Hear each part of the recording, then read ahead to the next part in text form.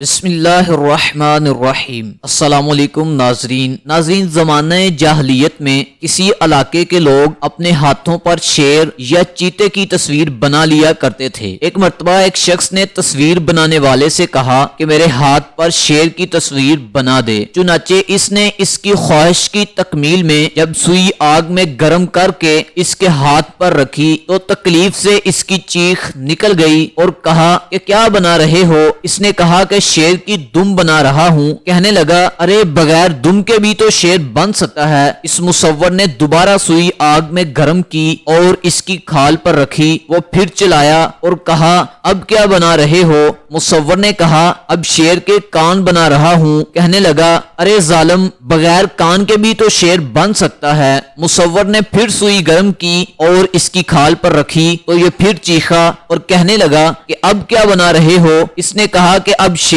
کا پیٹ بنا رہا ہوں اور یہ کہنے لگا کہ بغیر پیٹ کے بھی تو شیر بن سکتا ہے۔ اس نے کون سا کھانا کھانا ہے؟ اس طرح جب سر بنانے سے بھی اس نے انکار کر دیا تو مصور نے غصے سے جنجلا کر سوئی پھینک دی اور کہا دور ہو جا، نکل جا یہاں سے۔ جب تو سوئی کی تکلیف ہی برداشت نہیں کر سکتا تو شیر بنوانے ہی کیوں آئے تھے؟ اس واقعے کے بعد مولانا روم رحمت اللہ علیہ نصیحت فرماتے ہیں کہ اگر تم نے کامیاب ہونا ہے تو پھر سختیاں برداشت کرنی پڑیں گی۔ اگر تو دن کی طرح روشن ہونا چاہتا ہے تو پہلے اپنی ہستی کو رات کی طرح فنا کر دے، یعنی جس طرح رات فنا ہونے سے دن روشن ہوتا ہے اسی طرح پہلے اپنی ہستی کو فنا کر دے۔ ناظرین اس واقعہ سے ہمیں یہ بھی سبق ملتا ہے کہ اگر ہمیشہ کی کامیابی اور اللہ تعالیٰ کا قرب خاص اور جنت کی نعمتیں حاصل کرنا چاہتے ہیں تو پھر نفس کی وہ تکلیف برداشت کرنا پڑے گی جو اللہ تعالیٰ کے احکامات پورا کرنے اور حرام کاموں سے بچنے میں اس کو ہوتی ہے۔ اگر ہماری سوچ یہ ہے کہ بغیر مشقت و مجاہدہ برداشت کیے اپنی بری خواہشوں کو قربان کیے بغیر کامیاب ہو جائیں گے اور مقصد حاصل کر لیں گے تو یہ خام خیالی ہے